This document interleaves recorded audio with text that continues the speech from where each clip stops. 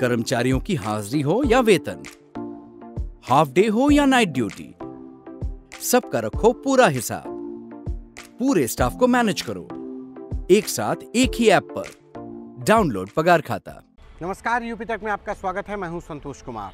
बात धर्मांतरण में पकड़े गए 2 आरोपियों से पूछताछ की करेंगे कि यूपी एटीएस इनसे पूछताछ के बाद अब तक कहां पहुंची विवेचना और किस तरीके से धर्मांतरण का पूरा अभियान चलाया जा रहा था।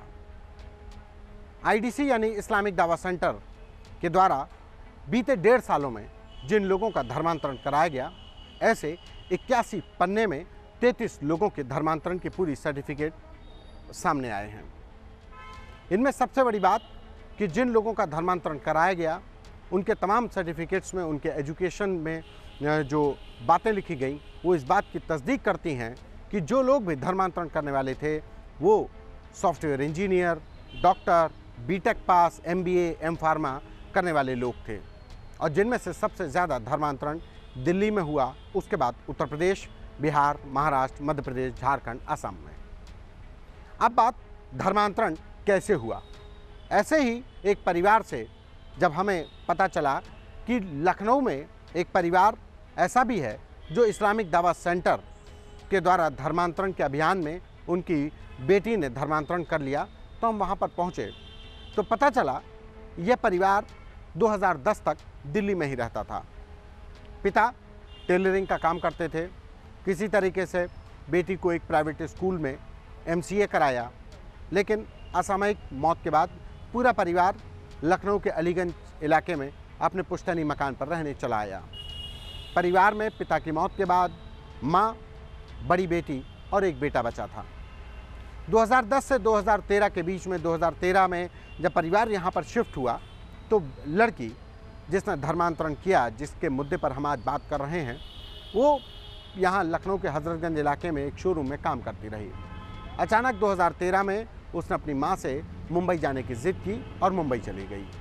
कहा कि मुंबई में अच्छी नौकरी मिल रही है, अच्छे पैकेज मिल रहा है, लिहाजा वहाँ पर नौकरी करेगी और कुछ दिन नौकरी करने के बाद वापस भी आ जाएगी। लेकिन एक बार जब बेटी मुंबई के लिए निकली तो फिर आज तक वापस नहीं आई।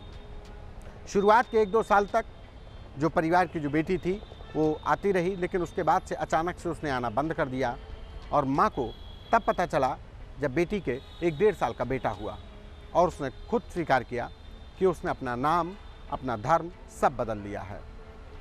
उसने इस्लाम धारण कर लिया है, इस्लाम कबूल कर लिया है, अपना नाम बदल कर फातिमा कर लिया है। इस बात को लेकर जो परिवार के द्वारा जो विरोध किया जाता वो किया गया, लेकिन बेटी अपने फैसले पर कायम रही। आखिरी बार 2020 में जब बेटी लखनऊ आती है तो वहाँ पर भी वो एक दूसरे शख्स के साथ, दूसरे व्यक्ति के साथ आती है। तब परिवार को पता चलता है कि बेटी ने दूसरी शादी की है। पहले शौहर से 2 बच्चे थे और दूसरे शौहर से अभी उसने शादी की है।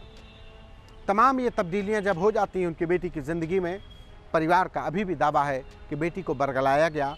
वो किसी के झांसे में आकर जब यहाँ पर लखनऊ में नौकरी कर रही थी तो कुछ लोगों के संपर्क में आने के बाद से ही उसने अचानक मुंबई जाने की ज़िद की, क्योंकि मुंबई में परिवार का कोई कनेक्शन नहीं था। आखिर बेटी मुंबई गई तो किसके सहारे गई।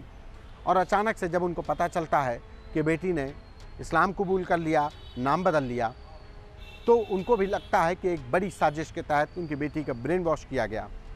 हालांकि अभी तक जो परिवार के द्वारा दावा किया गया कि उनकी बेटी अपने परिवार में खुश है, लेकिन सवाल इस बात का है कि क्या ब्रेन वॉश के जरिए एक एमसीए पास लड़की को धर्मांतरण करवाया जा सकता है।